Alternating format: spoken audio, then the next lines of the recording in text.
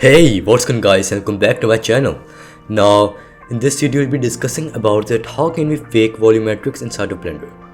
As you all know that volumetrics are pretty hard to render even for a high-end PC. So that is why there must be a solution and a alternative for volumetrics. You're in luck because there is, but it isn't as good as using actual volumetrics, but it can get the job done. So what I'm talking about is called the mist pass. And it looks pretty good and looks pretty convincing in my opinion, especially if it is an animation and not a still render. So what are mist pass and how can we create them? Basically, mist pass are a feature inside of Blender that can fake volumetrics and can add mist effect to the objects that are further away to the camera.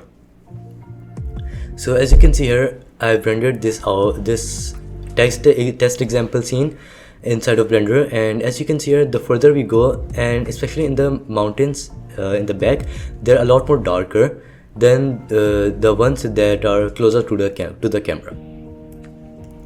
So here's how the node setup looks like. But before moving towards that, let's change some settings inside of Blender.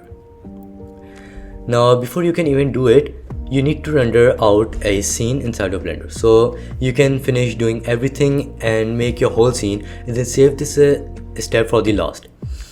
Make out your whole animation or a still render if you are going for a still render, and then just render it out once so you have a render in the compositing tab.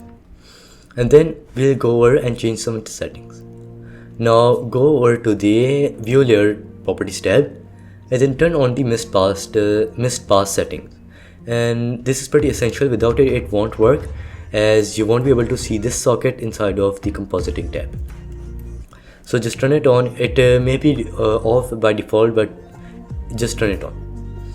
Next up, we will go over to the world properties tab and then go over to the mist pass tab and then just change the start and the depth value accordingly to your scene.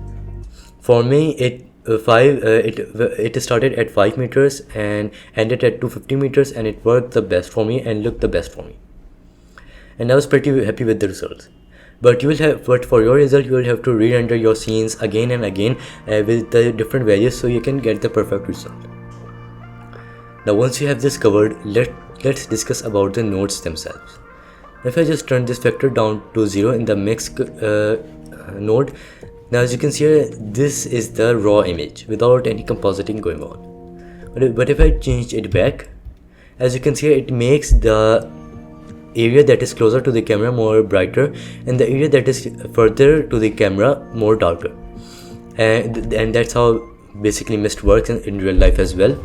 So as this is an animation that I've created, the further it go, the mist will change. So that's the thing about the mist passes. And it will stay 250 meters away from my camera, and it will affect to all of the objects under the 250 meters limit. So let's just recreate this whole thing. We'll delete these. Yes, so now let's recreate it. Now I've deleted all of these nodes that we had previously, and now we'll add them again and go over step by step that how I created them. First of all, when we'll remove those, we will see there's just a black abyss and just a black screen and nothing else. So how can we get back this image that is showing over here again?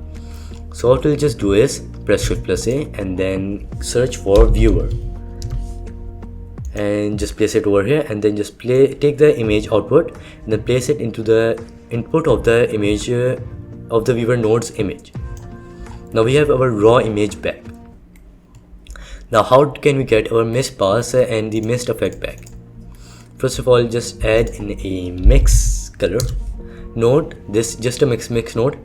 Now we'll just add it between the viewer node and the render layers node.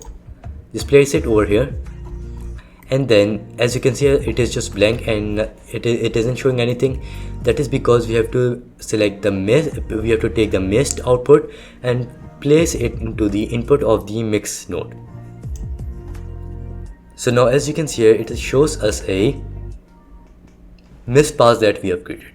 As you can see here, this goes from a gradient and it slowly just disappears. So the the more grayer values and the more whiter values are the ones that will be the most affected by the mist, and the more blacker values are the least affected by the mist. So let's just place it on the composite too, so we can see it again.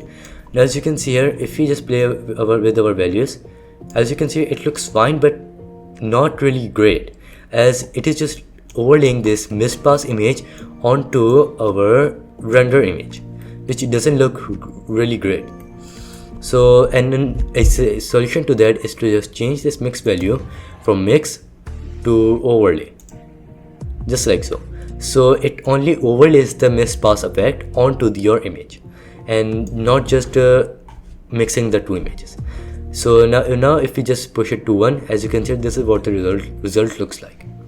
Pretty bad in my opinion. So just turn this down to around, I think 1 point, I think this looks pretty good, as we get a bit of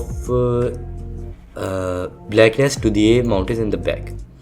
You can even increase it and to your liking, but I think 0.233 looks the best, as in my scene we aren't really that far away, but we are a bit far away, so there must be a little bit of mist. And that is how we can achieve and these are the simple things that are used to achieve realism, to be honest. And I've also did motion blur, and as you can see, these things like motion blur, compositing, and adding mist, and just basically, so these simple things are really helpful when it comes to achieving realism, as you can see here on my scene. So I hope you have learned something new, and I would hope you will like and subscribe for more videos like these. So I will see you around later. See ya.